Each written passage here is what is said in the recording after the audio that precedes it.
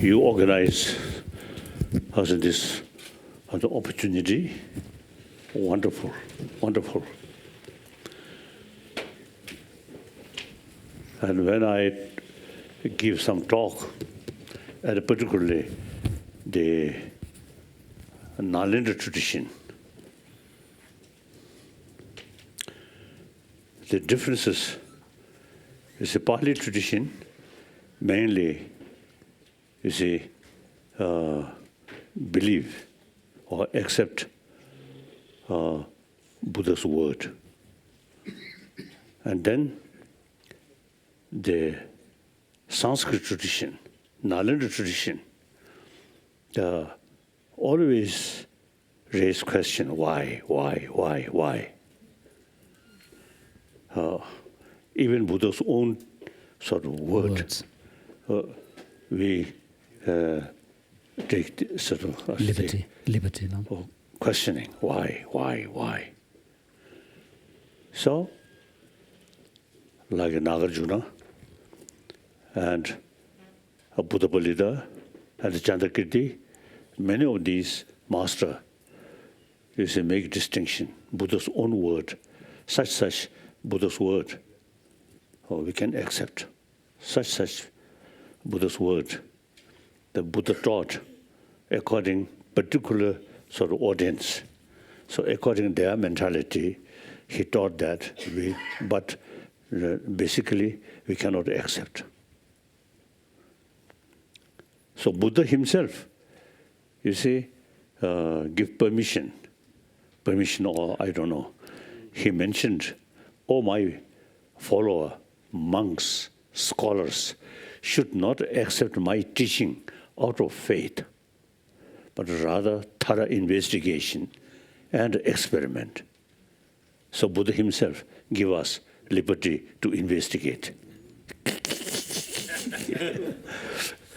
Although I respect all major worldly tradition, over 1,000 years, these different traditions really helped humanity in order to increase human loving kindness. Wonderful. But in the philosophical field, Buddhism is something quite unique.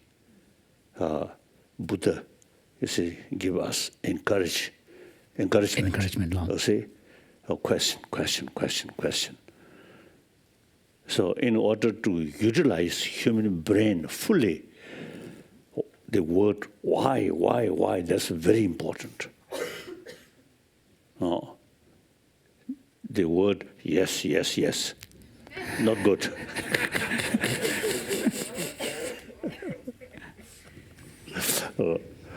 So I really appreciate your firstly your organization. Really last now few years. I think that because of create opportunity meeting with number of scientists. Yeah. Wonderful. Thank you. Yeah. So now, when I met, my longtime friend. Everybody, many my friend looks old. So when I saw, my friend now become old. So then I must reflect myself also become old. But okay. The other day I mentioned my Indian friend. My energy, like lake, difficult. Because all my energy goes to my brain. So I think next few years, I think another 10, 15, even 20 years, I will remain. I will be active, even on wheelchair, physically on a wheelchair. But my mouth,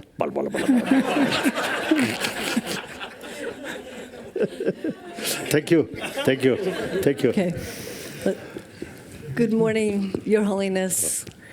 Mind and Life is so happy to be back with you, and we're grateful and humble to be here in your home again. And you are part of the Mind and Life family, and we are here. Mind and Life is here because of you. And I think firstly, yes, your husband, Ninja. Varela, no. Varela, Ninja. Usually, Varela is express two head. One head, Buddhist head. Then he explained some Buddhist ideas. Then another head, science head. Then he's explaining the science. Yeah. Wonderful. Yeah. Wonderful. His picture, always in my room, I often look. Thank you. Yeah. And we are happy and so happy that you're in great health. And your mind is working as sharply as ever. So, it has been over 30 years that you've been engaged in conversations with scientists and other thought leaders with Mind and Life. And we're so happy that you're continuing again. And this work, and today we're doing a little bit different format than we have before. We're calling these conversations. And the theme for today, this morning, and Friday morning is on compassion, Governor, you want to do it? Governor, ka.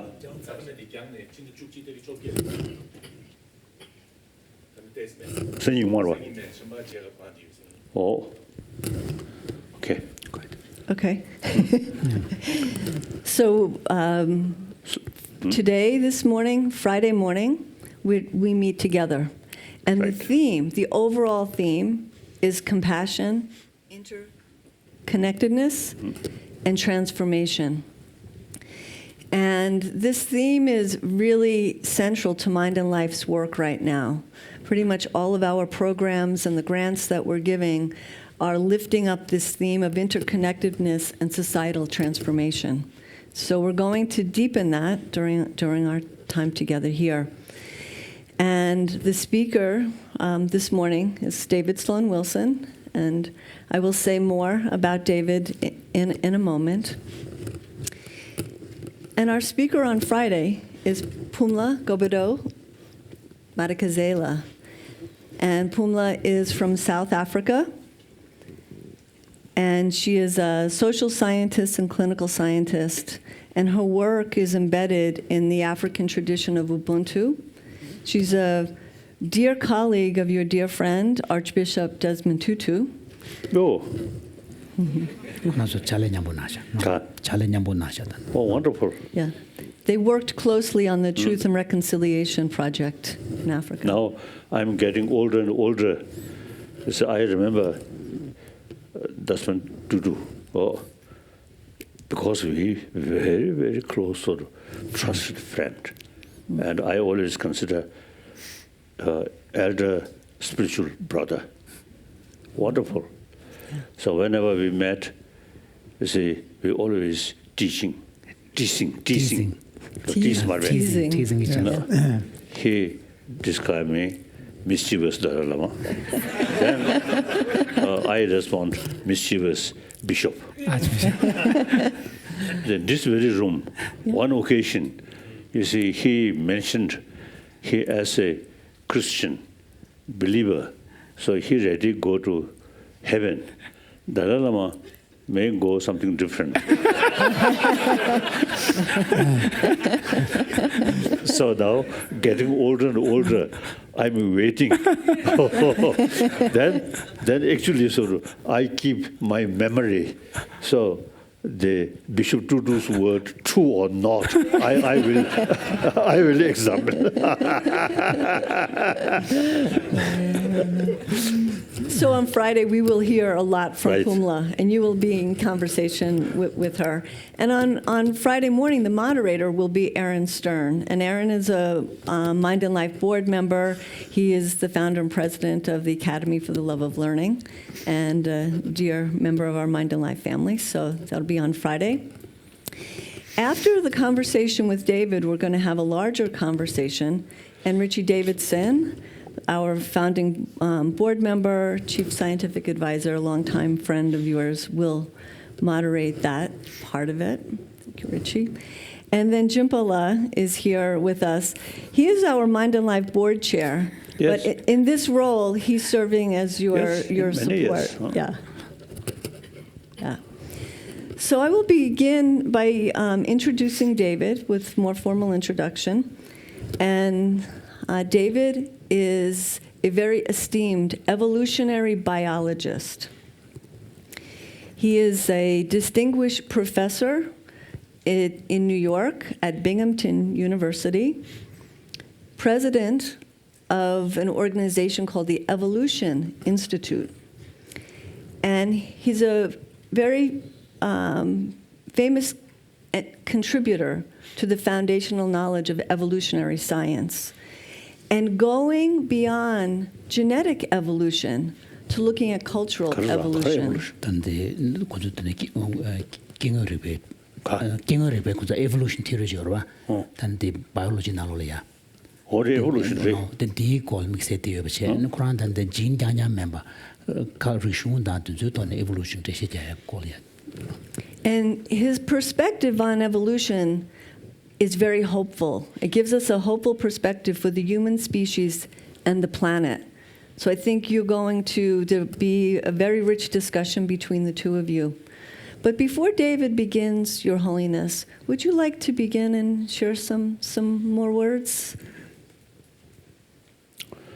As I often use expressing, the very purpose of this kind of meeting, number one, expand our knowledge. It seems to me the modern science and world with physical, say, atom or quark in these fields, you see, they are sort of, as a result of research, so very detailed, very precise explanation. Now, when the subject about mind, emotion, then the science field not adequate. So we need more work about inner world, about mind.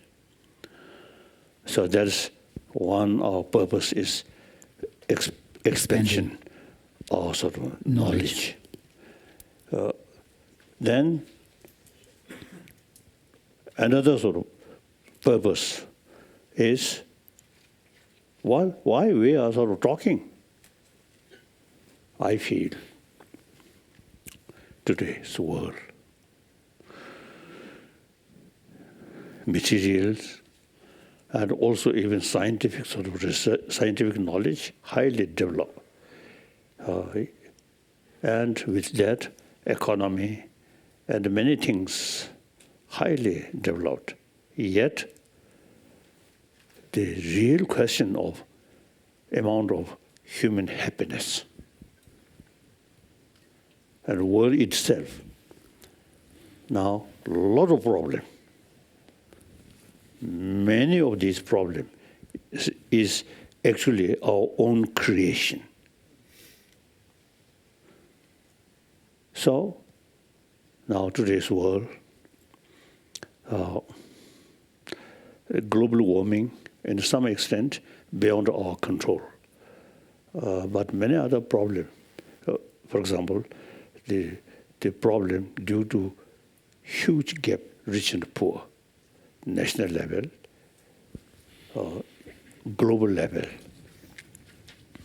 and then war. So the knowledge about through science, you see, use for killing. Very sad. And then existing situation is we too much sort of emphasis, we and they.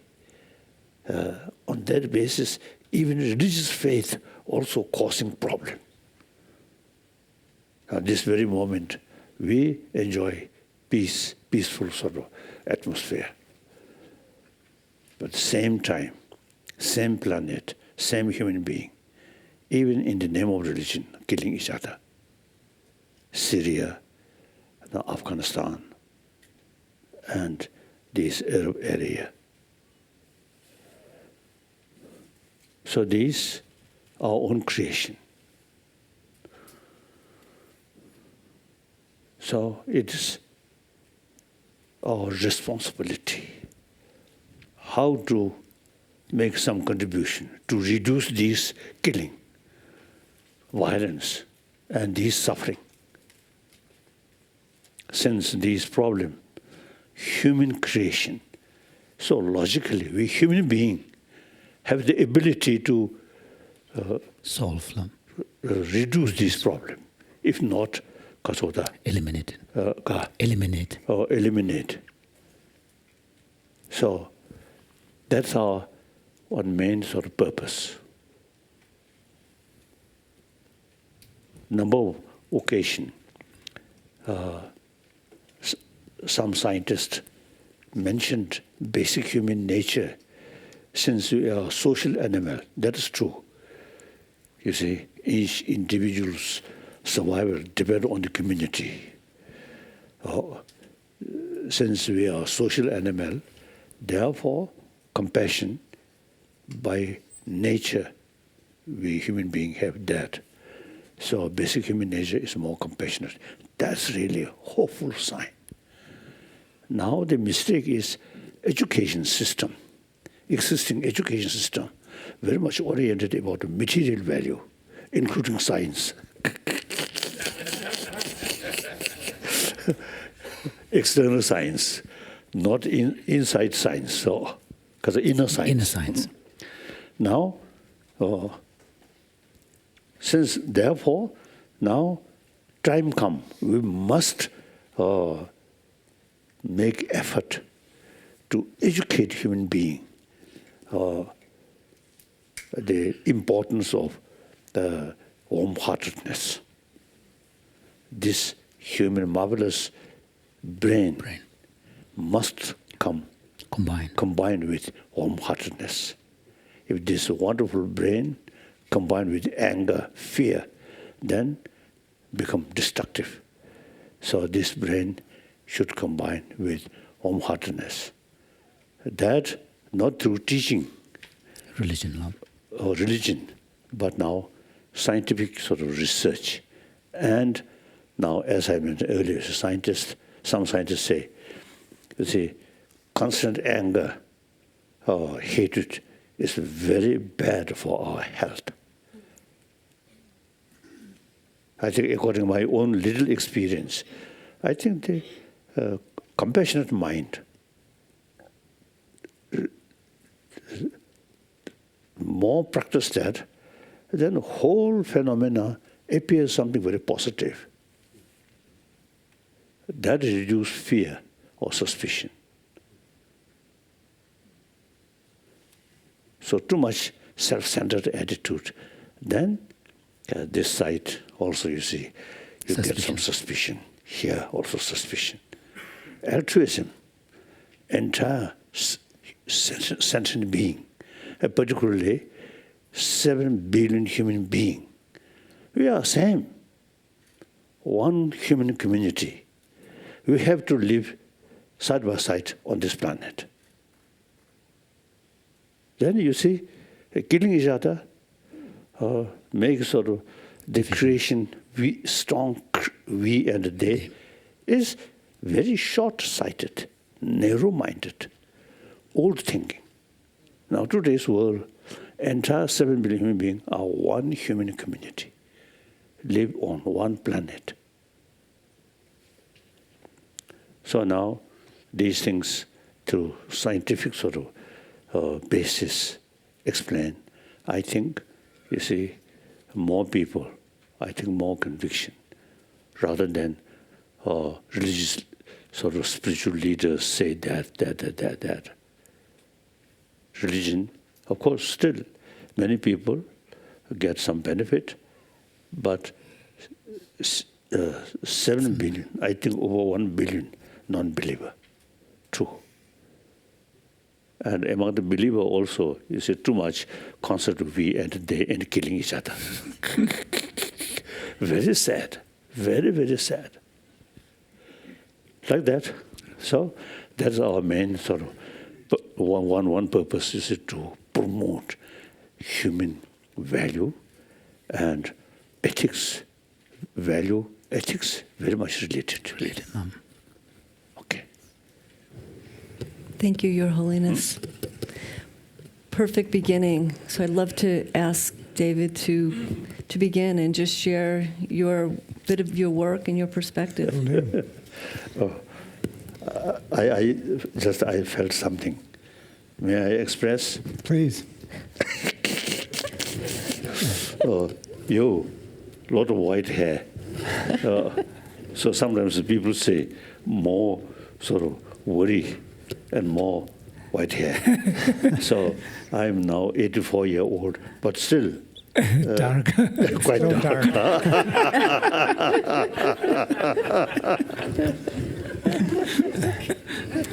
Okay. Well, it is such a pleasure, of course, to be talking with you. And I want to begin by listing 4 things that I admire about you and what you represent for me. First, your love of science and truth-telling. Truth-telling, telling the truth. Truth. You have written, anyone who defies the authority of empirical evidence is unworthy of engagement in a critical dialogue. In other words, don't make stuff up. Don't make stuff up. 그래서 우수님 보고 왔는데 그래서 고는 우수님 보고 와서 좀 시사지 왔던 레시님 보거든. 무슨 냠바 냠발랑. yes. Yeah, and how I wish that certain people in my nation of America would heed that advice. Second, your call for an ethics for the whole world, even to the point of going beyond religion, as you put it in the title of one of your books. So as you have just said, we are first and foremost citizens of the earth, regardless of our other identities. And yet we can't just be citizens of the earth. We also do and must have other identities that group us at smaller scales. And so the third thing I admire about you is your courageous stewardship of Tibetan culture and religion. These are cultures which stretch back long, long before Western science existed as a cultural institution. And I admire what you said just about the Buddha being a scientist, basically, an experimentalist, encouraging us to always ask why.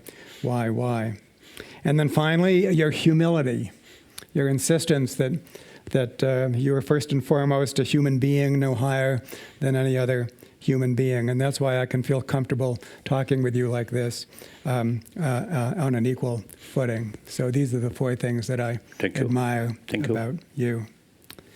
Now, I am a scientist who studies evolution, a theory so simple that it can be described in 3 words. Variation, just about everything that you can measure in an organism varies. Selection, these differences often make a difference in terms of... Selection. No. Often make a difference in terms of survival and reproduction. And replication, the fact that most organisms pass on their traits to their offspring.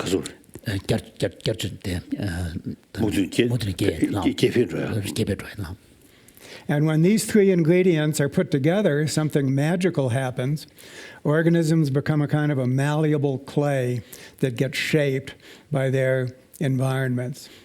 Those traits that increase survival and reproduction become more common, and so the organisms become well adapted to their environment. And so this simple theory can be used to explain all aspects of life, basically. So simple and yet so powerful. Now, when I was a student 50 years ago, evolutionary theory was thought to lead to the following conclusions. First, it was limited to the study of genetic evolution. And cultural change, personal transformation. The word evolution was often used in an informal sense, but these topics were left for other disciplines. Evolution was confined to genetic evolution. Second, everything that evolved by evolution was said to be selfish, a form of self-interest, as in selfish genes. And so anything that might be called true altruism, true compassion, was thought not to evolve at all. And third, evolution was said to have no purpose. Genes just vary at random, and it is only the environment that does the selection. And I think you can see how little this theory has to offer to the study of compassion, personal transformation, and an ethics for the whole world in its form 50 years ago. But thankfully, things have changed over the last 50 years, and I can proud to tell you about a new paradigm that's emerged that's much more favorable to your world view. First, those three ingredients, variation, selection, and replication, actually describe cultural change and personal change in addition to... 단데 도마단 롱압주 콜리아 evolution evolution 그 따와저와 따와데네 진장장 돈데 마도 되시게 매바다 아니 자외 그 괜찮이 상마랑도 고주장장 전문제 지고 뒤주도 걸 닝지다 셴벨로도 되시게 매바 차기어레스 데네 교와 태제 아니 단아 evolution 그 개주 숨줘와 variation da selection da reproduction 시게 뒤주토네 아니 미기 Quran and personal transformation that So we can go beyond the informally calling these evolution and actually use the tools that have been developed for genetic evolution to study these fast-paced changes taking place all around us, positive and negative, and also within us, our capacity as open-ended beings for transformational change. Second, altruism, compassion, everything that we associate with goodness actually can evolve as a product of evolution. It's not inevitable, but when certain conditions are met. So altruism and compassion can evolve. And third, evolution can be a conscious process, need not be blind. So this means that we could guide our evolution and indeed must to achieve an ethics for the whole world. And I think you can see that this new view of evolution has so much more to offer the study of compassion, transformation, and all of that. It's like the difference between sailing against the wind or sailing with the wind. So this makes it an exciting time to be blending science, spirituality, and religion, which is what the Mind and Life Institute and other worthy organizations are all about. Now, believe it or not, some of these points could be made less abstract by two experiments that have been done on chickens. And so chickens, as you know, are a domesticated species, and that means that some of their properties have been selected by us, not by nature. So we have consciously evolved chickens, and this is a hint that conscious evolution is something that's possible when we... And also, I think, beef. And beef, yes, yeah. all of the domestic animals. So this is a hint that actually we can consciously direct evolution by choosing the target of selection. And in these two experiments, involves selecting for egg-laying productivity. We want chickens to lay more eggs. And in both cases, the chickens lived in groups. So in the first experiment, we choose the most productive hen in each cage to breed the next generation of hens.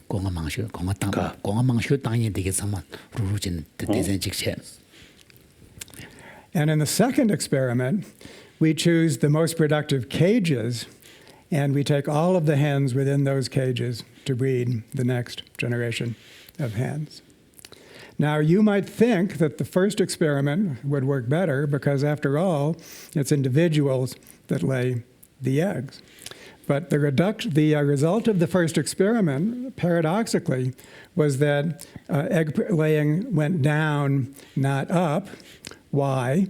It's because the most productive hen in each cage was the biggest bully, the most aggressive end, who achieved her productivity by suppressing the egg laying of the other hens. And aggression is heritable in chickens, so that means that after 5 generations, we had bred a strain of sociopaths. Karsa. Jagan the sociopath la jugal da shenlia zan zidong ziguru ma jenye de yorba. Kare. Shenle zigu zan na me jenye be shenle ne be jenye janya ji. Chadinale. Chadinalo de yor Islam.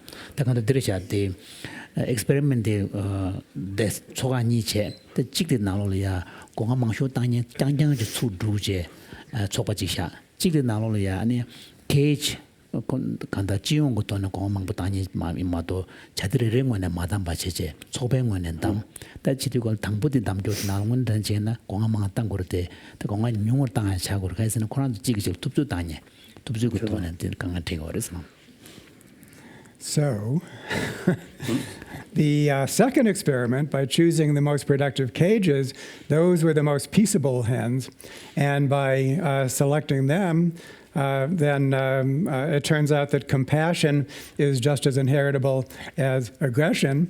And so after 5 generations, we had produced a strain of compassionate hens who helped each other lay eggs. And in 5 generations, we had a strain of hens that were on the path to enlightenment.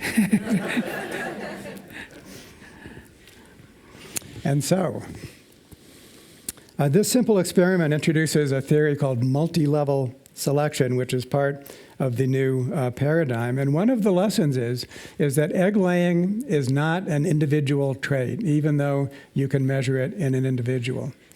Egg laying is actually a social process. And this is true not only for chickens, but for all of the rest of us. Just because we can measure it in an individual does not mean that it is an individual trait.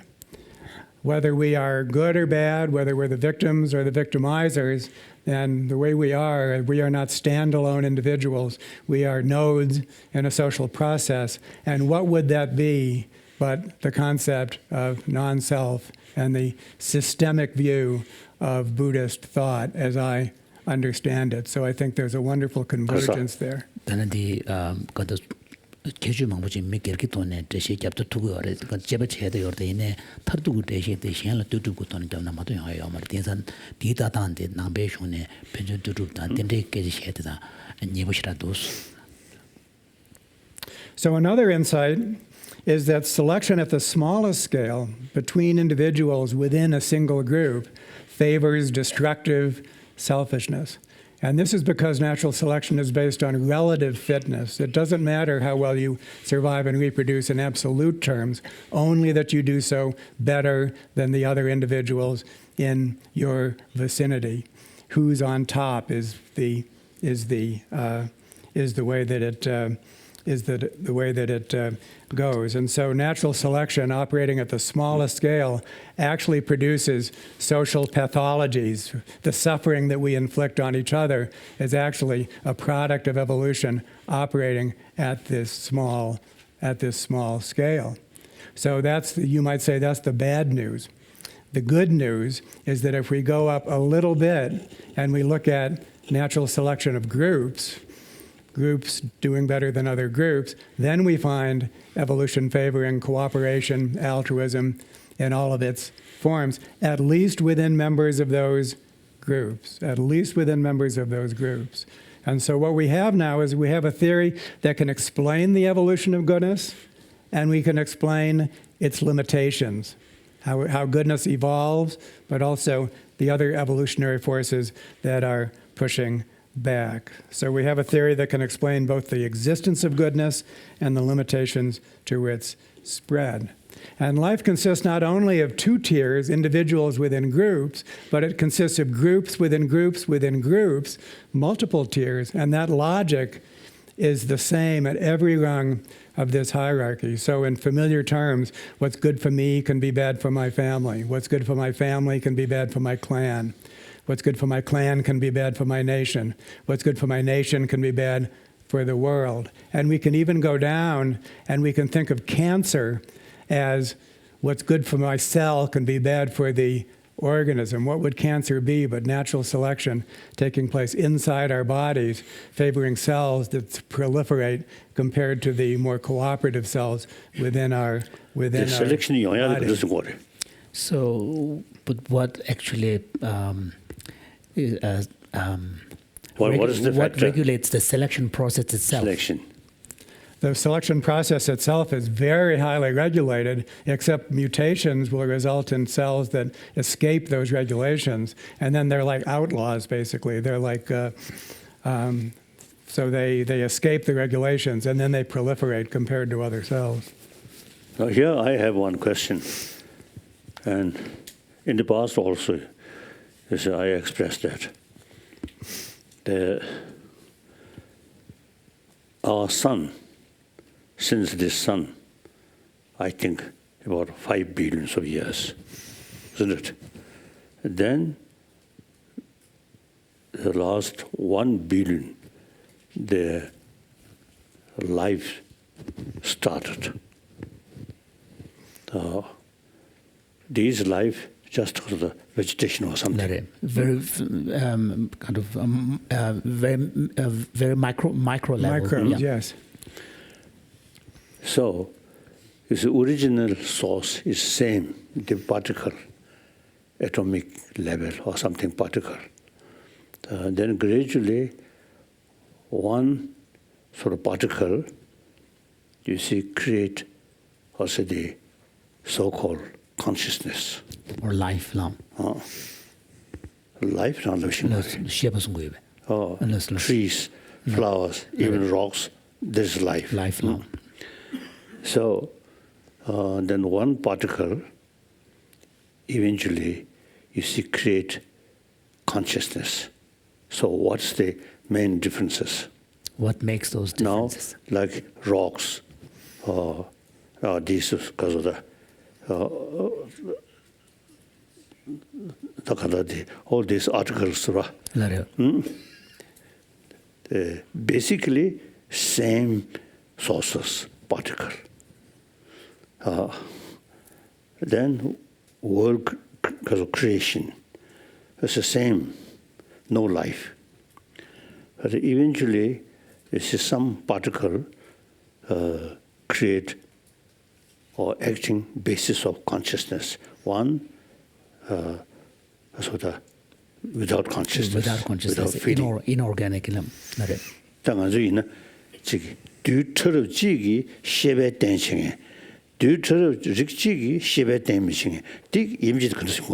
So if you look in terms of sort of the grand scale of evolution of life, the basic source remains the same, which is an inanimate, particles, and forming into greater aggregations and molecular processes.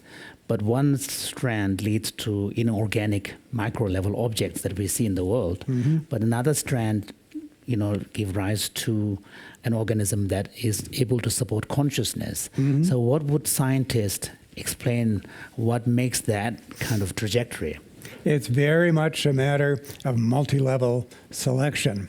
And this is so interesting. It's called major evolutionary transition. What life is, we think, at its origin, is groups of cooperating molecular reactions. Inorganic life has molecular chemical reactions, but they're not cooperating in a way that can sustain themselves. And so the first life form were little tiny groups of molecules. Life is life.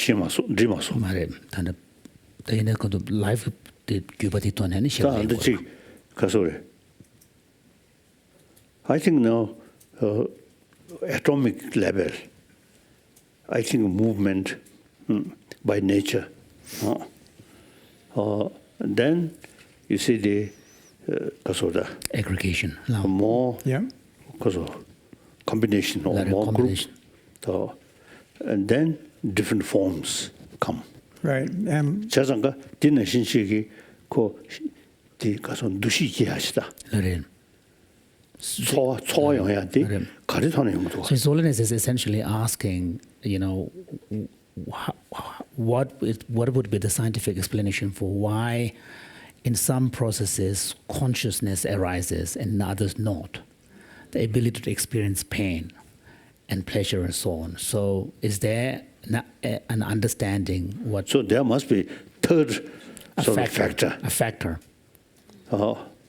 One particle just remain like that, and eventually also the conscious, because of the thing which no consciousness. rocks, objects, all these things. And one tiny sort of particle. same sort of nature. Of particle eventually create the basis for consciousness. Consciousness or some kind of feeling. So this is still very controversial. There is no consensus on this. But I think that a primitive life itself can be thought of as a primitive form of consciousness, which then evolves, consciousness evolves. And so as organisms become more developed and elaborate, then they become more goal-oriented, more conscious. And of course, with humans, we have a form of consciousness which is still even further advanced, and that consciousness can expand still further. In a way, that's what needs to happen, is that consciousness is at a global scale. Then do you think sun have some consciousness or not? Me? I would say no. Oh, yes. The physical world, I would say consciousness begins with life, I would say. So the sun also have life. Sun gives life. I'm not sure that an astronomer would say that sun some kind of its own life. Yeah. Begin, then sometimes it become more hotter, because of sun, because of the fire. It explodes. Yeah. Then gradually, now the sun disappears. I think burnt itself or become cooler. So there is some kind of life change. Sure. Yeah. But no consciousness. I would say I would agree with that. So. So now they gradually, I think, because of sun and these different sort of sada, celestial bodies slowly came into being. Yeah. Then including our world. Then on this world,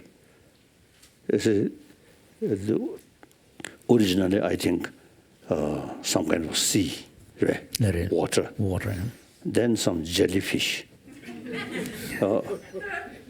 Then they become more active. So you say, try to live on land. On land, yeah. So then gradually, 2 hands, legs, this come.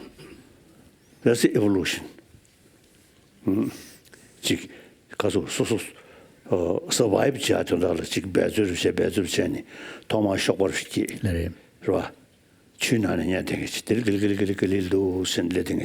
evolution to so the consciousness said, learn net, soul net, soja de, come the layer de, could kasure, sosota, soyak, kugur, zeresorch, pajamarbe. They pay consciousness, man, the Yungai.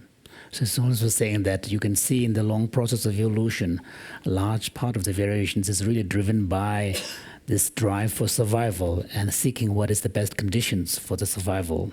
So they may, in animals which may originally be in sea, comes out, and then gradually as a need arises, limbs protrude, and then they adapt. So one would say that these were actually driven by, in some sense, a kind of a conscious desire. That is largely correct. And for the experts in the audience, it's called the Baldwin Effect. And what it means is that, first of all, organisms do things as individuals. They learn, they adapt that way. And then that actually directs the genetic evolutionary process. So learning is a fast evolutionary process, and the slow process of genetic evolution follows where the fast process of learning leads. So that is a way that evolution can be conscious. So I think that your account is, to a large extent, correct. Organisms directing their own evolution. Conscious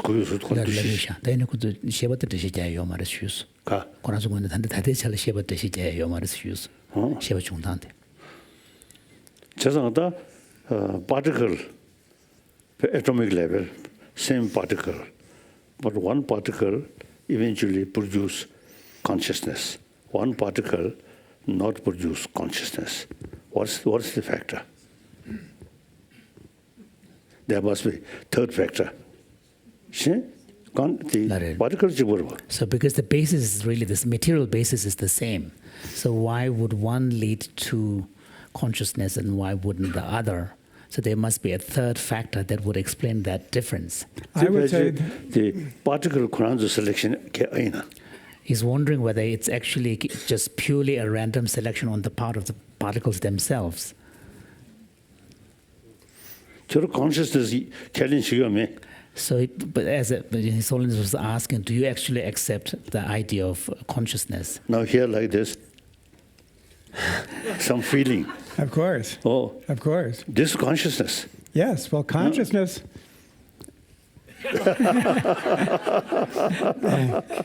That feeling. Now here, no feeling. So organisms. So that's a fact. Yeah.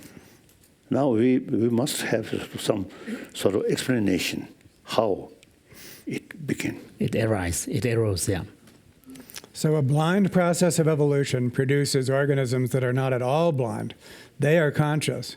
And then conscious organisms, that feeds back to give an element of consciousness to the actual evolutionary process. And that's why evolution can have a direction, and that we can refine that direction by managing our own evolutionary process. So this is where we come to. And many years ago, there's one scientist, you see, he explained the chromosomes. So that then 6 billion human beings. The 6 billion human beings each have different chromosomes. The chromosome ki shivar jawke yona mana. So what is the connection? Chromosome the kasore. The semi pemputu zali chromosome sigi yona mana. Because the chromosome is a feature of life, yeah. For genetic evolution, yeah, for genetic yes. level. So. So you can't talk about attribute chromosomes in inorganic matter. Well, life is composed of inorganic matter, but that doesn't define life. Inorganic matter, I mean, chemicals, the material basis of life, it exists in both living forms. It's the same material passing back. That's life. So life is a process. Life. Rocks also life. That's right. And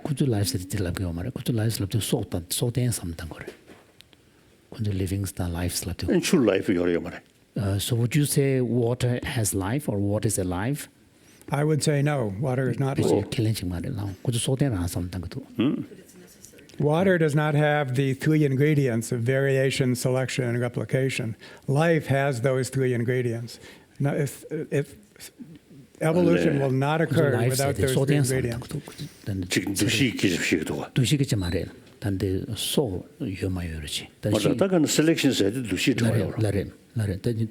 But they're necessary for life. But the selection is not conscious, though, because it's a natural process. A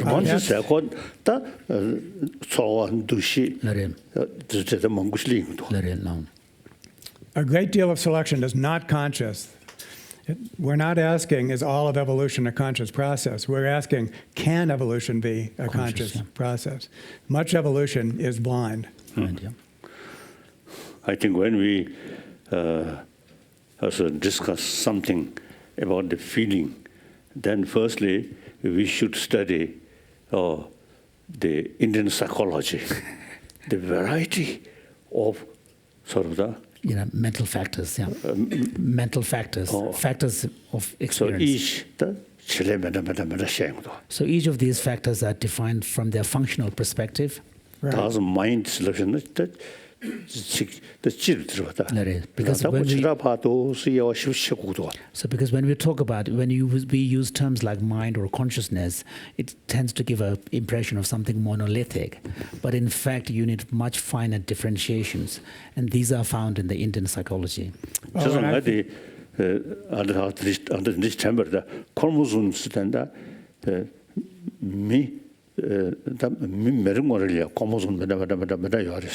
chromosome that me bana 가서다 지 버부르 chromosome 저도 나를 자자가 디나리아 지 feeling didn't joy na mena song. His Holiness was wondering because he was told that chromosomes, each of us have, individuals have different chromosomes, and so even many of the physical features of the individual person can be defined, in some explained on the basis of chromosomes. So he was wondering, is there some connection between chromosomes and consciousness? I don't think that consciousness could be traced to chromosomes per se. And one of the points I want to make is that in addition to our genes, we have our symbols. We have our symbolic systems, our meaning systems. And our meaning systems have as much of an influence on our behavior as our genes. So this is called dual inheritance theory. In our species, we have two streams of inheritance, the genetic and the symbolic, that co-evolve with each other. And of course, I think consciousness resides much more in our meaning systems. Where else would they be? Our religions or our secular meaning systems, all of us have a dense system of symbols inside our head, which is influencing how we behave at least as much as our genes, and which, of course, themselves evolve in great diversity and can be managed so we could actually guide the evolution of our meaning systems, which is what we need to do. David, the last point, so we can guide our meaning systems, so we Yes. can live in a more ethical way. Well, the last point I want to make is to distinguish when we construct our worlds, we need to construct our inner worlds and we need to construct our outer worlds. And what does it mean to construct our outer worlds? It means that we have to construct our groupings. We have to construct what our norms of behavior, how we reward good behavior, punish bad behavior, how we transmit and store information. And so there's a whole external world that needs to be constructed in addition to the internal world. And I know that in Mind and Life and with so much of what you do has to do with the construction of the inner world, what's inside our minds. And I feel that needs to be supplemented by a mindful construction of our external worlds, the groups that we form all the way up from small groups. And a major point to make is that the basic building block of society is not the individual, it's the small group of individuals that are doing things meaningful together. The small group is a kind of a cell in a multicellular social organism. And so I think that the inner life within each of us and then the external world both need to be constructed. And I'm eager to have that conversation as to what we do with our external world in addition to what we do with our internal world. 그래 external will music source. 말에 자연이 장고레스 benangazo that zambali diagachi sogona 다 초진에 몇 개를 수수도네 셈을 주었다야 다 로자야 다 순항어대야 지지조 자연다 되게 돈에야고 규조 당고야 다 두즈리대야 삼당고야 이 초니가 송제가 돈을 줘야 지르샤스. Oh yes, since human being develop, then yes, this is your question. That's relevant. Related. Yeah. No. But before human being, even you see some tiny life. Not yet, you see, I think develop human brain. like a human brain, thinking, not yet. Some tiny, even I think the mammal, the pig, like the apes. Yeah.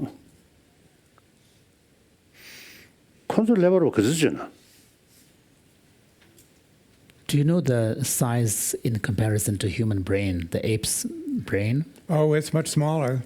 It's much smaller. Another interesting thing to say is that apes are much less cooperative than humans, much less.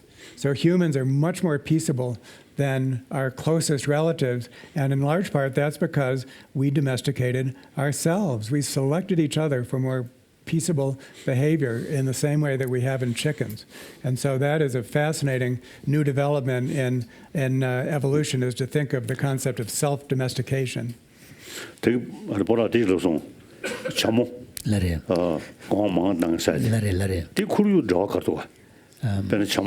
그게 the noise special 게임 된지 나는 샤나 데 공단이야 누구도도 So you talked 자상가 about 참을 셈더 시질질 저연하면 삼점을 So you talked about the chicken experiment, and then the aim is to have more eggs laid. So he was wondering whether one group of hen, you see, peaceful area, one group of hen, a lot of noise. Any differences? will you expect a difference in their productivity if the hens are in a cage in an environment where they're peaceful, no noise, no bright lights? Oh, Yeah. surely, As yes. opposed to- Yes, you could alter the environment that way, yes. But that will make a difference to the yeah. laying of the eggs. Right. You keep on rules. 세상 애니멀이 시디구도가 So that suggests that even the animals need peace. Totally need peace and need to be bred so that they don't inflict suffering on each other. So, and then their environments need to be peaceful environments as well.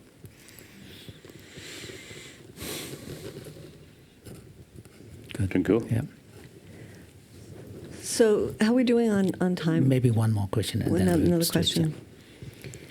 So this is a question I'll first pose to Your Holiness, and then David, you can chime in. So I understand that we as human species have this capacity for both selflessness and selfishness, right? For cooperation and compassion and altruism, and also for opposition and this ability to take away from others. How do we help others to resist the temptation for selfishness and self-serving behavior? Melta chagenyiga yores. Mel chagenyiga yores. So rondon ko juche konda kulon chita ya shenpen che da shen nyambru che da cooperation che chagenyiga yobenza da chigudma shuchung ta tapshi kariyonas. And in such a way that the people who are kind and gentle and compassionate are not exploited. They're not taken advantage of by those that are more selfish. Yes. Logic shi nga tudun paji 가서 그러다 미주 champu ching에 쇼는 대 가고 쳐야지 미지기 계시게 말이 출루 계시게 말이. So His Holiness feels that in our infancy, probably we're all the same. So there's this natural quality is much more kind of expressed, and the children will respond to others' kindness spontaneously, regardless of whether they know the language or whether they're identified with that group or whatever. So maybe up to age 4 or 5. I often you see telling many years ago in Switzerland, pathology, children's Village, yeah. pathology. Children's village, pathology. So there I noticed one home, Jewish children. Next, Palestine children. So these people, you see, not much sort of conflict, no differences. They play together. So I always feel the existing education is not, education itself is causing problem. Education, you see, make differences, we and they. That's the source of problem. So in education, we should emphasize oneness of 7 billion human beings. The different religion, different country is secondary. Basically, we are same human being. We have to live together on this planet. Yeah. That's probably a good way to. Do you have anything to add, David, in terms of, say, conscious evolution? Well, we talk in planetary terms. 잘수도 구하래. 가. 저도 저 땅공은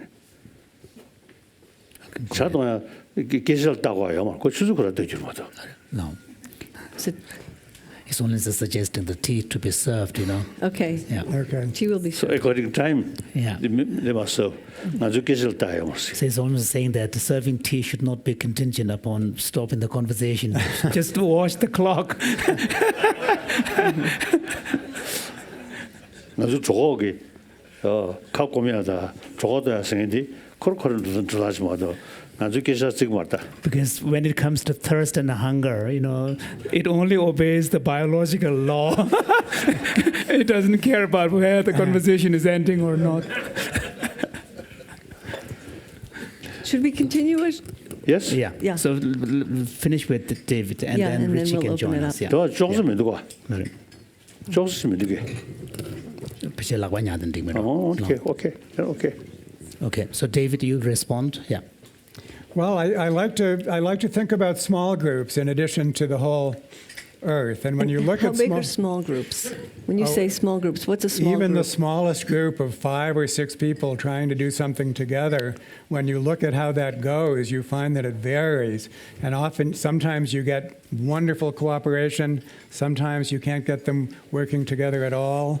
And we can structure groups so basically human groups are like either the first chicken experiment or the second chicken experiment, and how those groups are structured can help them become like the second experiment. You write often of compassion being muscular, that just because we're compassionate doesn't mean that we allow ourselves to be exploited.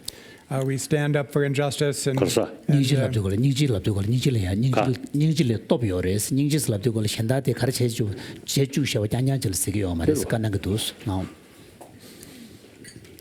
one of my Indian friend is once told me the rate suicide in big city much higher. The countryside, the sense of community much stronger. So like farming, The farming communities, rural area. yeah. So you see, they have the feeling, if I find some difficulties, I can ask this family, that family. That's and right. worker in big city, just oneself. Shall we circle and then? Yes, so thank you. So what we're going to do now, for all of you that are here, we are going to transition into expanding the conversation. And Richie is going to facilitate a discussion with all of us, and His Holiness will stay and participate in that. So what we're going to do is we're going to move chairs around a little bit, so just bear with us for 2 minutes. So, Your Holiness, before we jump back in, there are 2 issues that you brought up that I didn't have a microphone before, so I couldn't respond to. So I will take this opportunity to just address 2 things. One is about brain size. Elephants have larger brains than humans. We need to look at brain size in relation to body size. So that's a very important issue, because there are many species that have larger brains than humans, but if you look at the ratio of brain size to body size, that's where the difference lies. So 소구치중은 계속 매들지. 말다 소구치중을 때문에 애니 레바 치중 지제 삼당고 그래서 진짜네 랑진 온도 란지 있는 것들이 제일 거. 랑진 레바 먼저 레 체가 요래서 때네 쿠란 수불 베베 야 레베 체 중중차 찍고 그래서 소구친 보인다. But the other issue that you raised is about what distinguishes between conscious and non-conscious combinations of material matter, and the conventional mainstream understanding would argue that it's basically complexity, and that when a sufficient level of complexity is reached, then that creates the conditions for consciousness. How it does that is still a mystery, and I don't think we've made any progress substantially, but the understanding is that with the number of neurons which we have and the number of connections which exceeds 1 trillion, we create, it's really the most complex matter in the universe. And that level of complexity is what is critical and distinguishes the matter from which consciousness is said to arise compared to matter from which consciousness does not arise. 망보 좀배 돈에 욕생 전부 용되고라 니시네 레벨 간다 셰바게 시된 차거를 슬라마도 다야 가르치는 연구를 슬라마 김제 셰요 말슬라 네, 그거라. 그것도 네. 오케이 그렇죠. where's your tea? Yeah, 자대도. Yeah. 최상이사. huh? 최상이사 돈. Oh, If I might Your tea? add to that. Tea, yes, I do. okay. Yes, thank you. If I might add to that, all important words have multiple meanings. And Okay, one. consciousness, oh, thank you very much. Too big. Too big? They do. Take one. Thank you. I'll take a little piece. Take a minute. I think it's too small. So I think a simpler word than consciousness is intentional and goal-directed. That's one meaning of consciousness, is to be intentional and goal-directed. And in that sense, all organisms are conscious because they go about life, they're highly intelligent in a way. They search for food, they search for mates, they avoid the elements and predators. That's one meaning of consciousness, which I think is simple for everyone to understand. That's not a matter of complexity so much as just being goal-directed. And I think that helps us zone in or focus in on what we really want to do, is we want to be more goal-directed in how we solve our problems.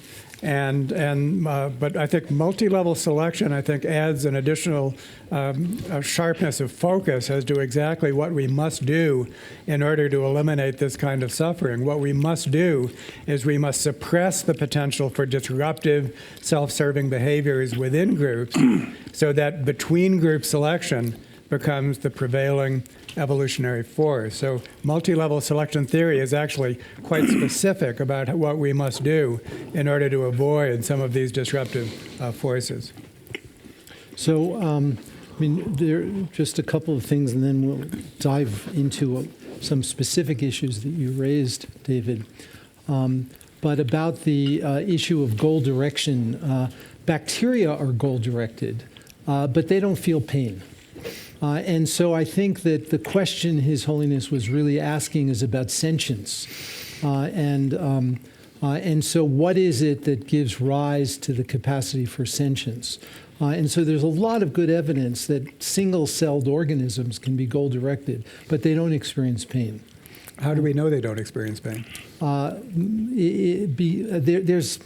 think that there's a lot of evidence using a variety of different sources that the mainstream community interprets that evidence as showing that they don't experience pain. I think that I think there's still a question here. But I want to move to this beautiful idea that you've introduced of conscious evolution and probe a little bit more deeply and also ask His Holiness about this. To say, first of all, if you can say a little bit more about what you envision as conscious evolution, and also, in some sense, you're using evolution to describe many different mechanisms. There's genetic evolution, but there's also cultural evolution, and those operate on different mechanisms. And so one question is whether conscious evolution actually has effects on the very material substrate of genetic evolution, and whether there is a more unifying theory which would bring them together. And finally, there's the issue of, with conscious evolution, who decides? how do we think about that? So maybe you can begin to unpack some of those issues. Wow! In the short time remaining. Well, I think one of the amazing things about what's been happening in my field of evolution is that we've gone back to basics and defined evolution in terms of these three ingredients. And when we do that, we find that variation, selection, replication processes are everywhere, and each one has a different mechanism. So we know about genetic inheritance. More recently, we've learned about epigenetic inheritance, changes in the expression of genes, not in gene frequency. Then we have forms of social learning found in many species. Can I just interrupt for 1 second? I think it would be great to just say a little bit more for His Holiness and others about the inheritance, the epigenetic inheritance. Sure. Because that's a very new phenomenon in science, and it has profound implications. So all of our cells have the same genes for the most part, but they're very different from each other. And the reason for that is because some genes are turned on and other genes are turned off. That's what epigenetics is the expression of genes.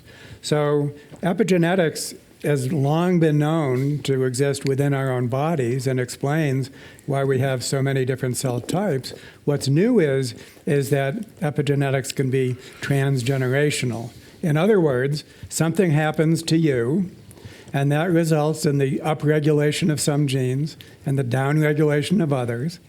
And then, so now you behave differently, and what's new is, so will your offspring. Your offspring has inherited not just your genes, but that turned on, turned off pattern. And do you know that can even extend to your grand offspring and great grand offspring?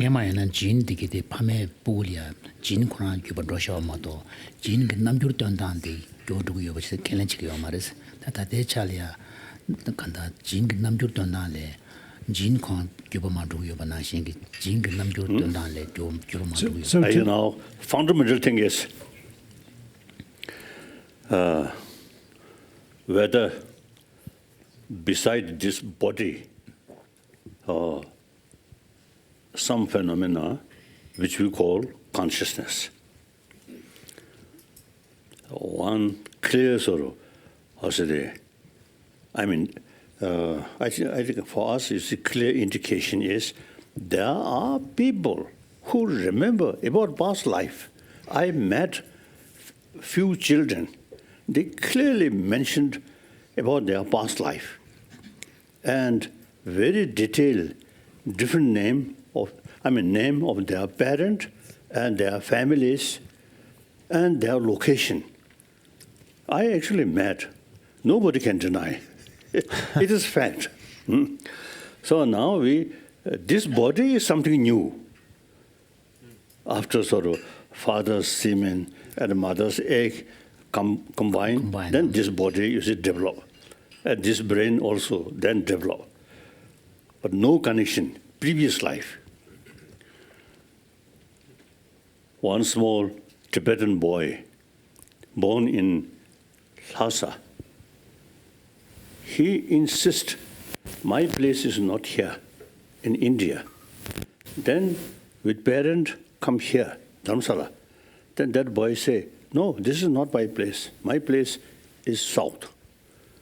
So eventually, the parent went South India and then reached one one monastery. Then you see that boy say, oh, no, this is my place. And then that boy, and then I think 4 or 5 years old. And that boy, you see, led parent and reach one house. And then that boy say, now this is my room. And you see, that boy expressed my sort of glass in that box. And then open the box, glass there. And then, at least to see another, I met one Indian. I don't know, the parent believe rebirth or not. The girl, both case girl. So one Kanpur, one Ludhiana. So very young, so they remember about past life. And then the girl in Kanpur, now 4 parents. So their previous, that is a girl, passed away at a young age. So previous parents still alive. Eventually, the previous parent so convinced that young girl is their previous sort of daughter sort of because of life. Rebirth. So you see now that girl, 4 parents, previous lives 2 parent, this lives 2 parent. So this something happened. It's a phenomenon, yeah. Oh. So now,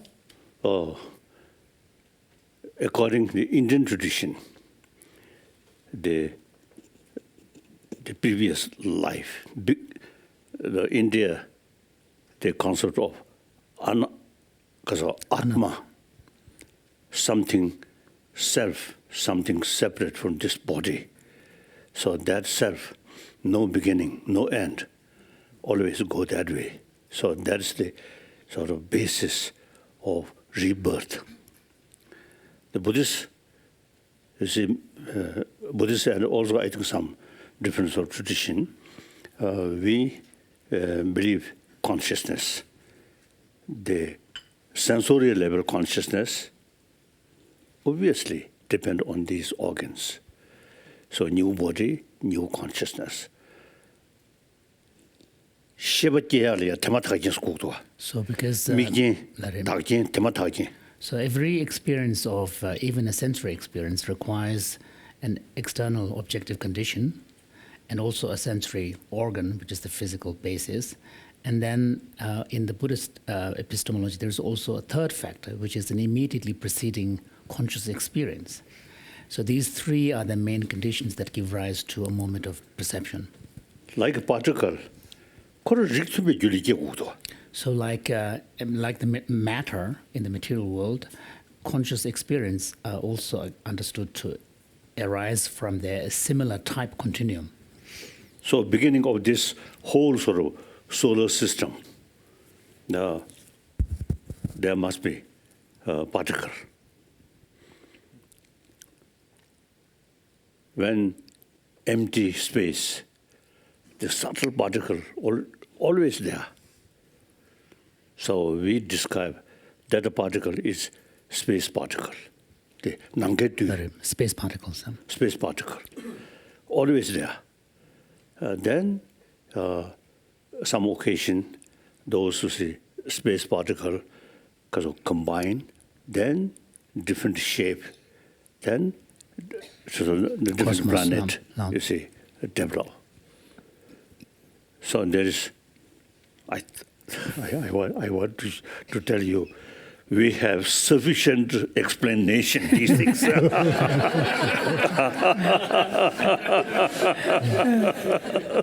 This is when we need to practice humility and just say, we don't know. We don't know. Right. So I think the memory about past life is eyewitness. Then according to my parent, I also express past life. Recollection, no. Recollection of past life, yeah.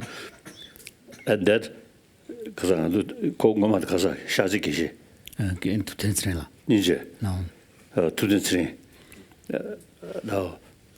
now recently I met, you see, that the young boy, that boy who very clearly expressed past life memory. Now I ask, nowadays, can you remember? And he says no. So then I felt very good. So it is my own experience. My own experience. No. Then there are people who previously very young, clearly memory, then getting older, yeah. Grow up. Getting older, then forget. So that's my companion. So at one young age, about 2-3 years old, I also have some sort of indication, remember, about past life.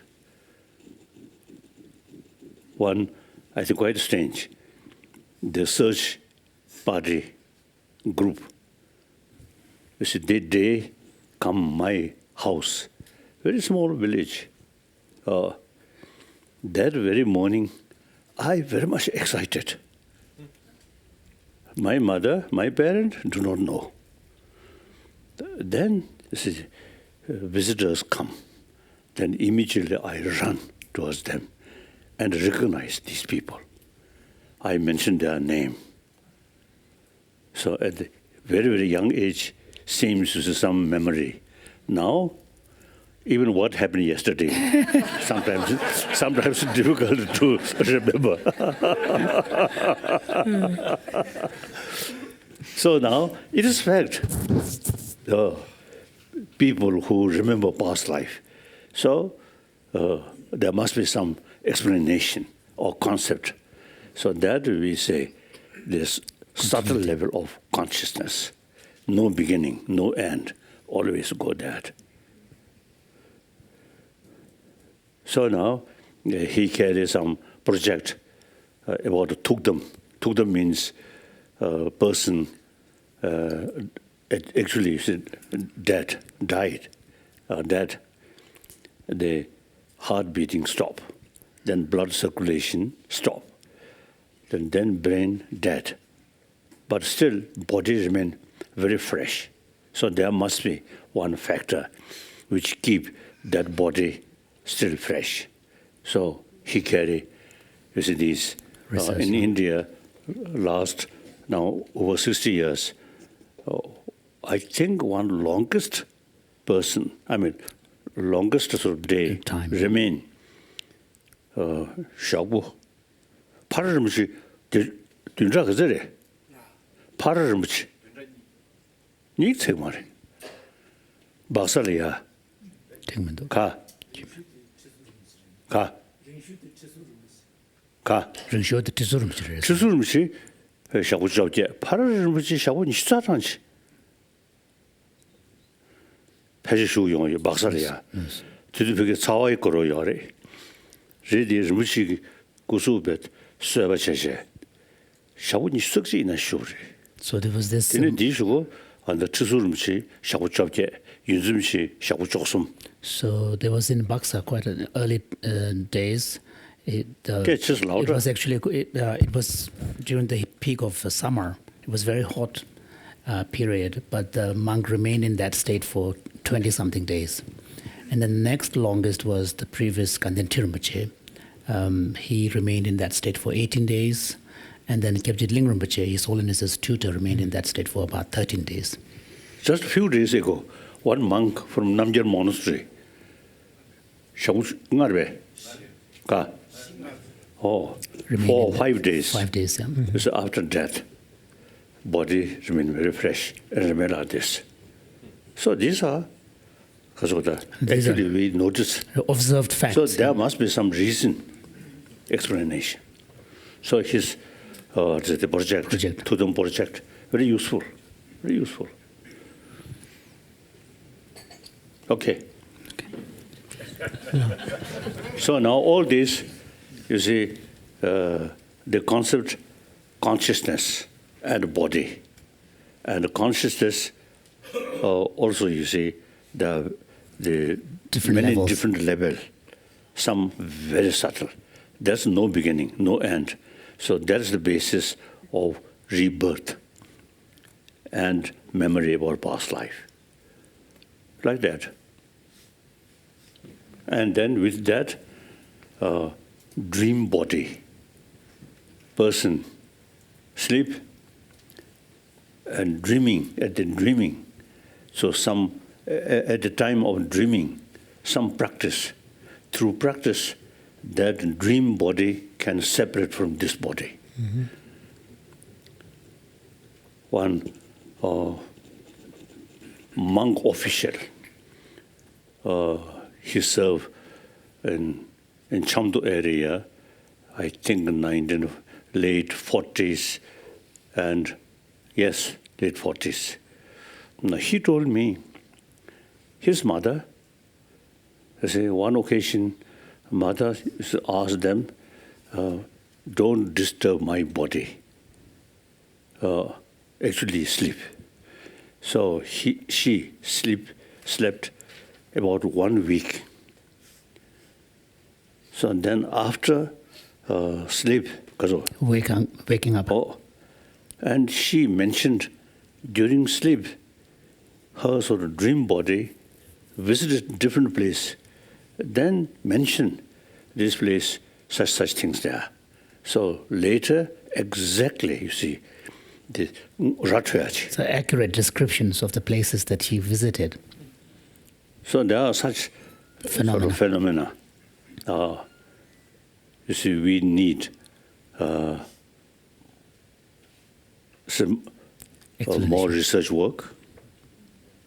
These are phenomena. It is fact. So we must have some explanation. Just so it's very difficult to explain these phenomena purely from a material kind of perspective. Yes, indeed, I would say so. Very difficult. Yes. Yes, to quote Wolf Singer, who said at a meeting, a Mind and Life meeting we had a number of years ago, he said, if this kind of phenomena is really true, then we are in big trouble. Referring to our conventional scientific worldview. Actually, no problem, no trouble. Nobody can say, so it should not be a huge problem because nobody can make the claim that we know everything about the world right now. Sure. And we don't need to know more. Science research. Yes. You see, there are many things we not yet know. Yes. So through investigation. Yes. So no worry. So David, maybe you can take this opportunity to just say a little bit more about conscious evolution, if you'd like to, before we open it up, because one of the new elements in our Mind and Life conversation is to engage some of the audience, which we haven't done before in a systematic way. But let's have you, David, say a little bit more if you'd like. Well, there's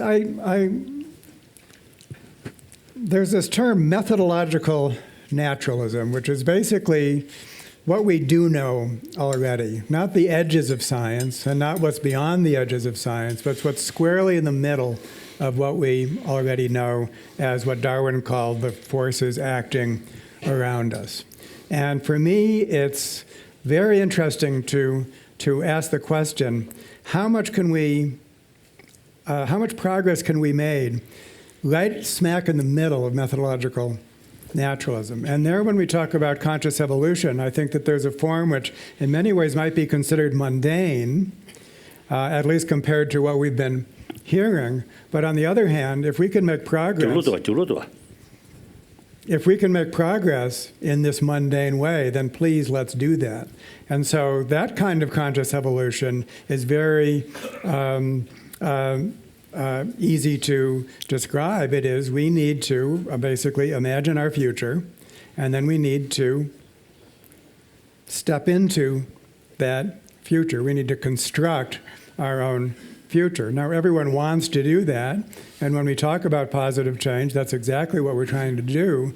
And so the real question there is, does a more formal knowledge of thinking about this as evolution, does that add value to what we're already aspiring to do? And so there we can make some statements. For example, it needs to be an ethics for the whole world. We really have to have, when we plan our actions, we have to have its impact on the whole world in mind. If we merely make smaller units, smaller groups, functional, working, that won't be good enough because that will create dysfunctions up the scale. Another thing we can say is the importance of the small group. The small group is a missing link of human society. Today we have individuals and large-scale society. What we need is individuals in small groups in large-scale society, and those groups have to have a certain kind of a structure. If it's an anything goes kind of groups, then you're going to get like the first chicken experiment.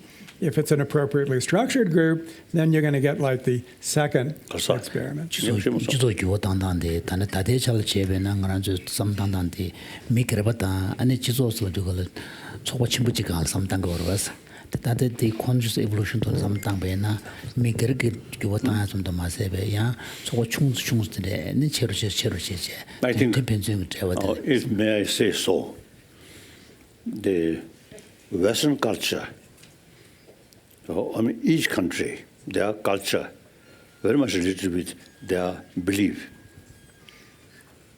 So, India, since ancient time, you see the practice of investigation there. So, over 3,000 years, there's a tradition, investigation, already there.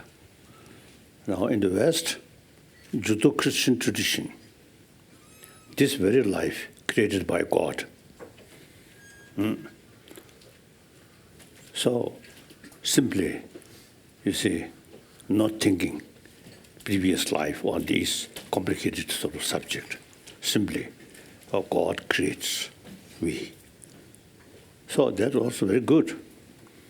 I always was telling, if you truly believe creation of God, creation by God, creation by God, then we all believe same concept, God, infinite love.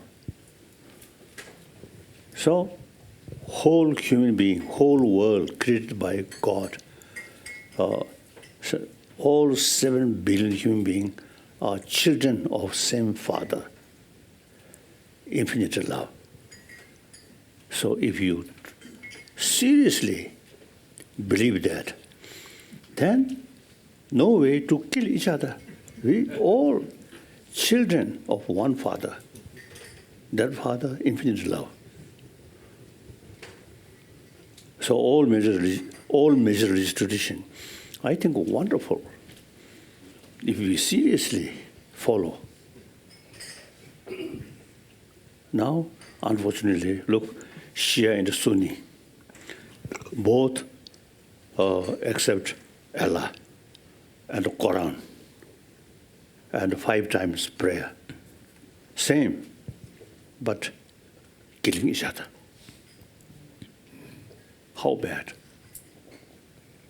And then Burma, Buddhist, Muslim problem.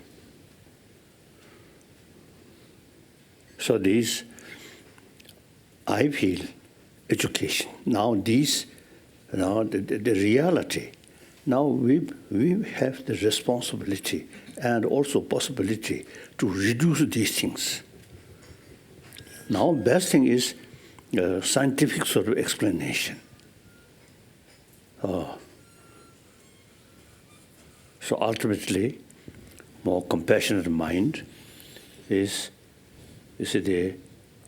very much sort of useful for our healthy body, healthy mind, and a happy family, happy community. So, on the basis of scientific finding, there's more easily to explain other people. If God said that, then some people say, where is God? Difficult. Then we Buddhists, more easier, Buddha stated. But then, among the Buddha's own follower, like a Burmese Buddhist. So now, best thing is, you see, we have to make effort to promote one sense of oneness of 7 billion human beings. We are same human community. We have to think.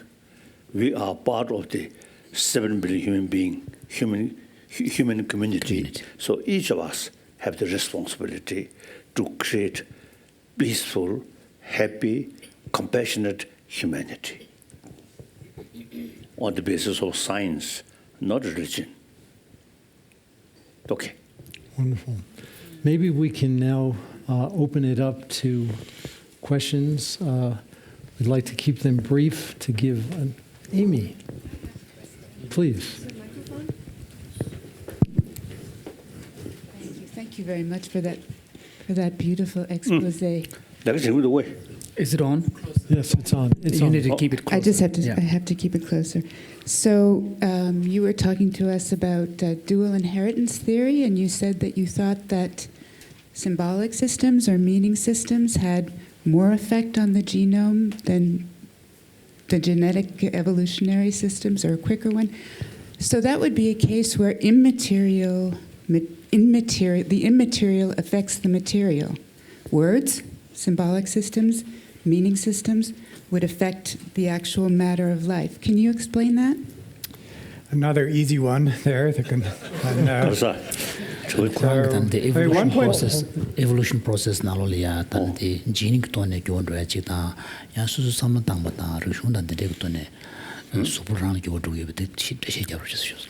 This allows me to say a little bit more about epigenetics.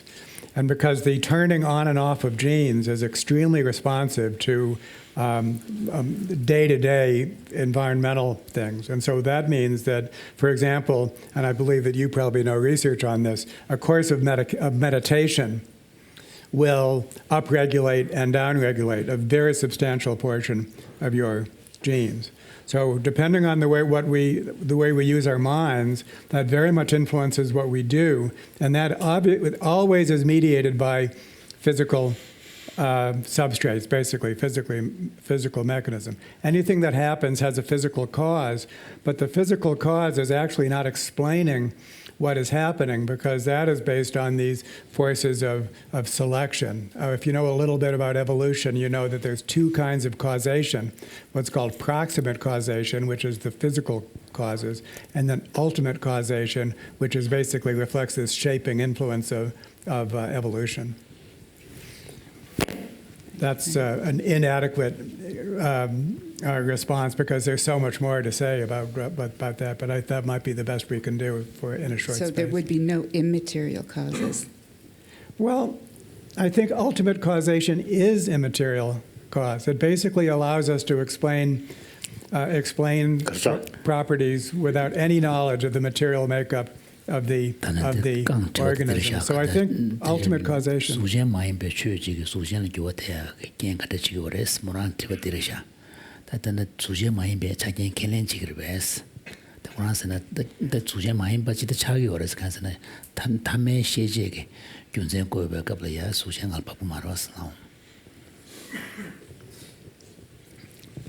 Any other? Lizette?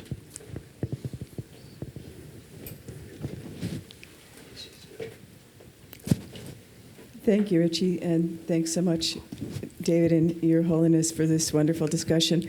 The question I have is, you've talked about selfishness being a trait in individual genetic evolution that's successful, but in cultural evolution, it seems that people who are likable, people who are generous, are more successful. There is some work by Adam Grant that indicated that that's the case. Could you please comment on that? Well, the reason that there's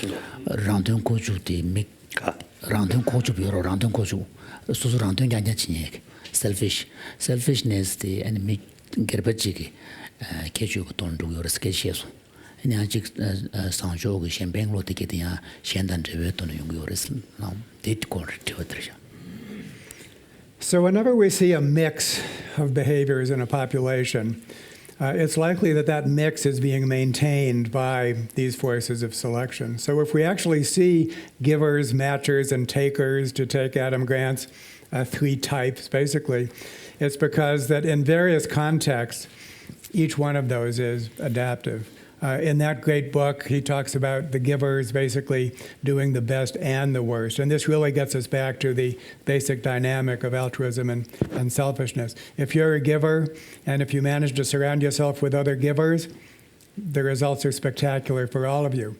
But if you get surrounded by takers, then it doesn't work well for you, and it works well for the takers. If you're a taker and you're surrounded by givers, well, isn't that fun?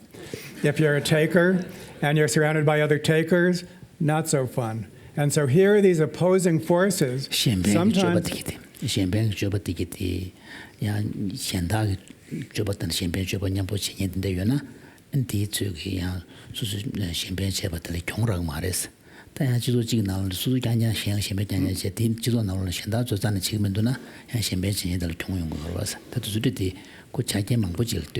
I would like to ask His Holiness something related to this, to amplify on this question. And that is, Your Holiness, you've spoken a lot and written a lot about the importance of motivation and altruistic intent. And if in this language of the giver, who is the more altruistic person, if the giver is altruistic with the right motivation, with a truly compassionate motivation, we know from scientific evidence that it will benefit health, it will actually have biological consequences, it actually, there's evidence to suggest that it can reduce stress hormones and have a whole range of beneficial biological effects. And so might it be the case that simply being a giver in any context, whether you're surrounded by takers or other givers, there's an intrinsic benefit to the genuine motivation to express compassion in this way?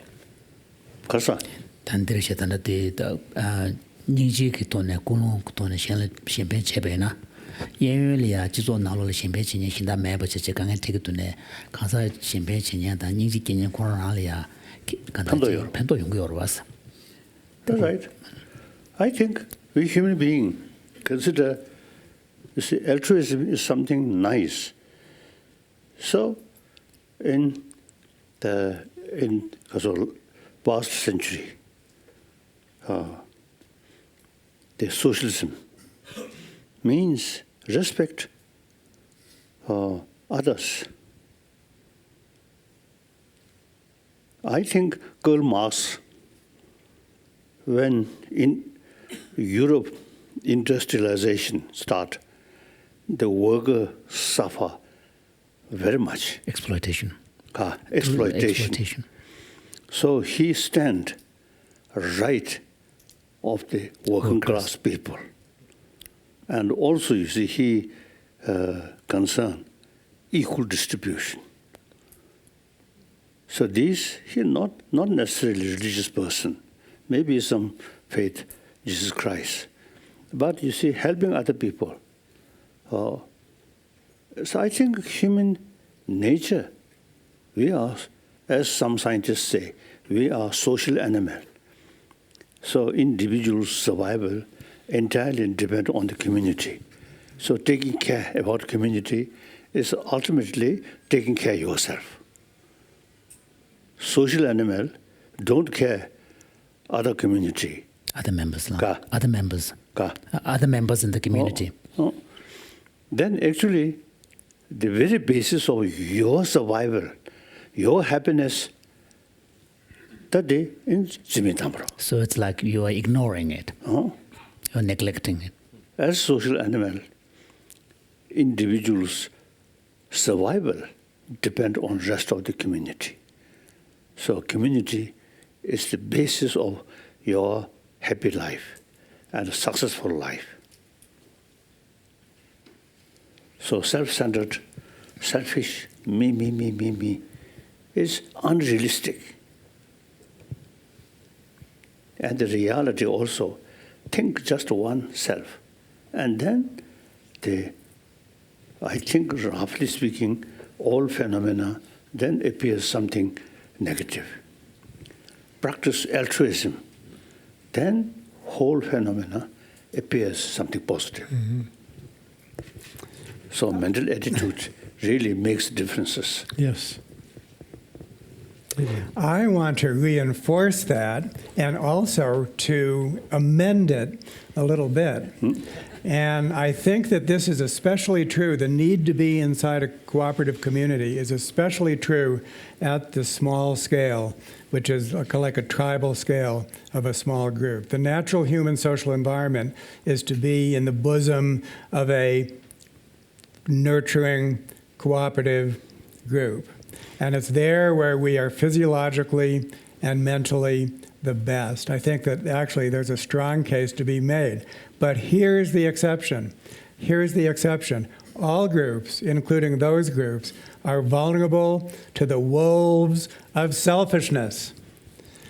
If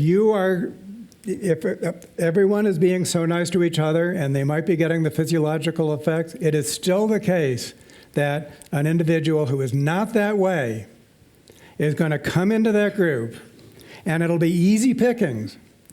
And those individuals will exist. And so unless altruism can protect itself from the wolves of selfishness, then the wolves of selfishness will come. And of course, we see them all around us at all scales. So we have to do something about the selfishness problem, and counseling people to be altruistic and telling them that they will, then I think that's not enough. There has to be tougher mechanisms in order to keep the wolves of selfishness at bay. And I wonder, for Your Holiness, if you... Kadri Jakante make a get on a low janje, Kulon, Champagne, Kulon, Tenji, Chebaton, Chito Nalolia, Champagne, Chinia, the Nichi Mampion, the Tended Temperes, the Deton and Gergotolia, Tredan, the same Kibata, Samakibion Tempertane, Chizo to Nalolia, Catune, Chilo and Mia, Random Koju Chineji, Tuyonja, never keg, Kokap Tende Catune or was, these are the Random Koju Chinelia, Tangzin chair, the Colican the chair, Taplam Gemana, Kangin the Reshas, Tatiko, Sunang the Champagne, the Niji the Lope, and Yambola, and the Gayentel talked up chair, the Ted on Lanching, Taplam Chikotus. Oh, that's okay. Naturally, warm-heartedness, not blind, combined with intelligence. So, judge. And in fact, in the Buddhist tradition, one of the precepts of a bodhisattva, these are advanced practitioners who actually explicitly vow to take altruism as their fundamental, kind of a guiding principle. One of the precepts is that when appropriate, if you don't stand firm and counter injustice, it's actually you are violating one of the precepts. Yeah. So there's a fierce compassion there. I think that's so important for that to be part of the conversation. So,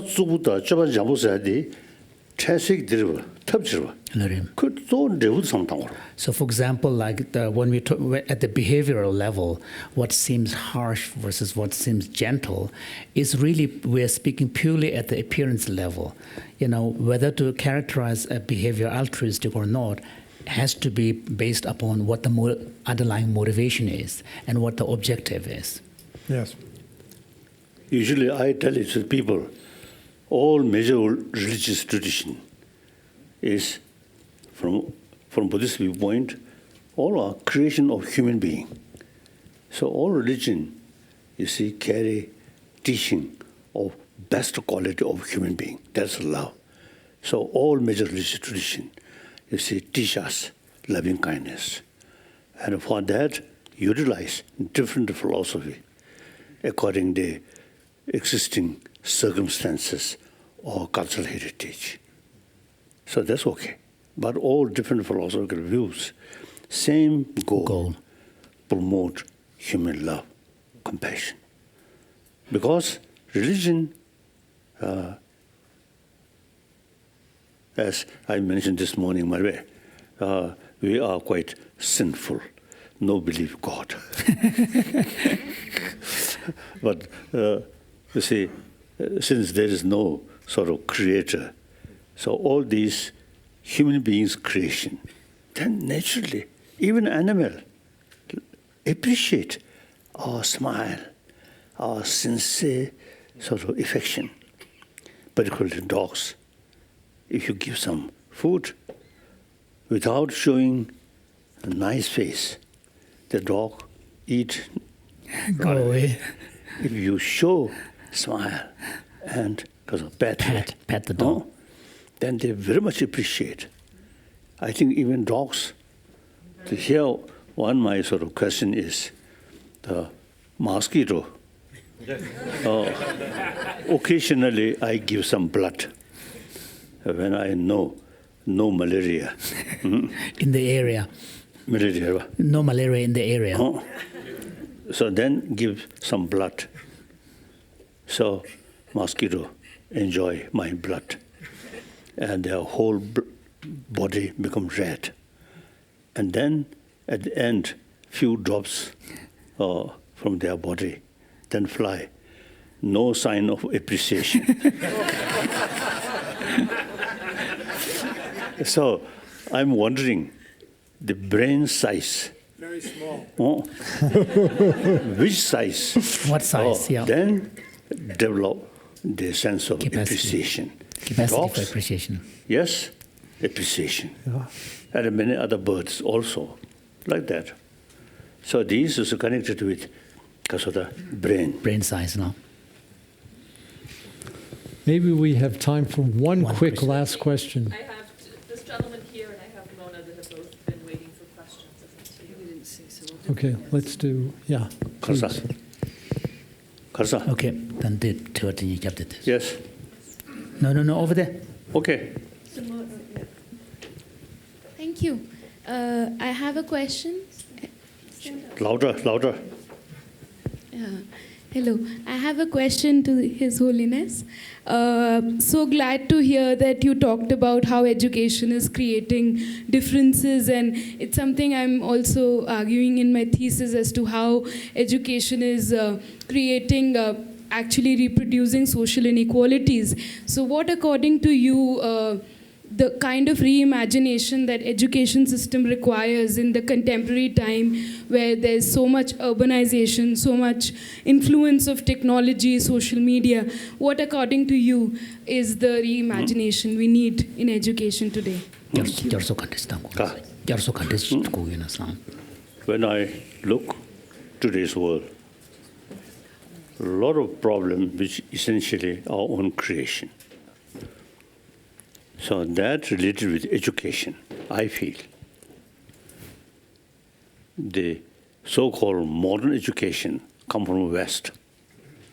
In West, you see, moral ethics side is just to believe God. No tradition of training our mind through practice of shamatha, single-pointed mind, one-pointed mind, and analytical meditation. That is only in this country, India, including Jainism and Buddhism, no God, no creator. So everything, something like self-creation. Therefore, training our mind is very important. Just a prayer, not sufficient.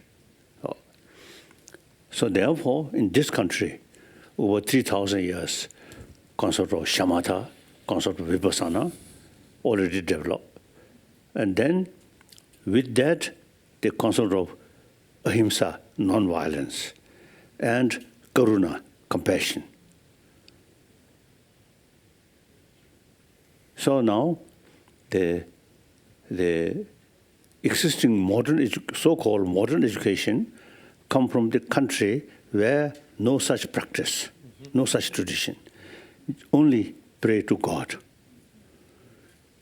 So therefore, now the education field, we must include education about our emotion, mind. These days I expressing from kindergarten level, besides sort of education about hygiene of physical, we must include hygiene of emotion from kindergarten level till university level.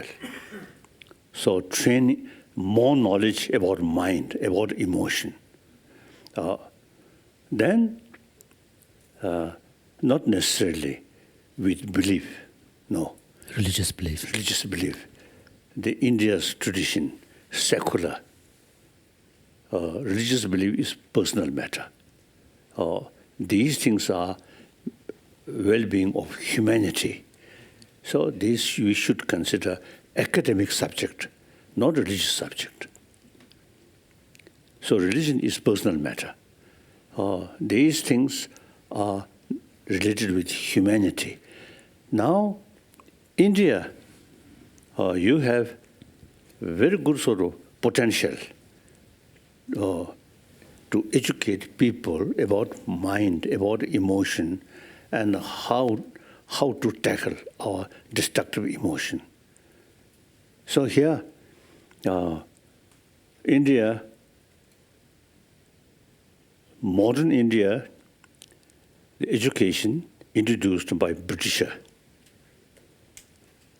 the modern education oriented about material value, not talking about this inner value. So now time come, this country should revive the ancient Indian knowledge, how to tackle our emotion on the basis of ahimsa, non-violence, and compassion. India, only this country have the opportunity to combine modern education that sort of brings material development, including science, technology, and then ancient Indian knowledge about mind, combine these two things. So that's my latest commitment. I'm trying to revival of this ancient Indian knowledge in education field. It is not sufficient just to carry some, worship or The prayers. ritual. Yeah. No. Through education. Like that. So, you Indian, you come from which part of India? Delhi. Delhi. Oh. So some time back, I think Delhi government, you see, they sort of try to create education for happiness. That's good. Education, not for money, not only for money. The money, why money become important? That brings happiness. So ultimate sort of goal is happiness. If you become slave of money, no use. Many American like that. Only money, dollar like that. So India, very important. Well, I think So we already, start some work with government college here in education should include about education, about mind, about emotion, how to tackle. So now more and more Indian really showing interest. So that's hopeful sign. Mm-hmm. Firstly, India, this ancient knowledge is India's knowledge, not something bring from outside. But then once this country, through education about material value and technology, science, and education about how to bring inner peace, then India can show rest of the world. In 20th century, Mahatma Gandhiji, you see, show world non-violence practice. Mm-hmm. So now, 21st century, time come, we must show the world training of our emotion, our mind. Isn't it? Mm-hmm. Like that. So, many Indian truly sort of also showing interest. So my commitment is a revival of this ancient Indian knowledge in India. So next, it seems to see, next 10, 15 years, I think more and more Indian now really showing interest in that. So work that. Then India can show rest of the world. At least it's in neighbor Afghanistan and the Arab world, where too much emotion. too much killing. Very sad, very sad. And the worst thing is, even religious faith used for chadang, sort of promotion of divisions and hatred. Very sad. Okay. Thank you so much, Your Holiness. We appreciate your time so much. Thank you. Now, time come for stomach.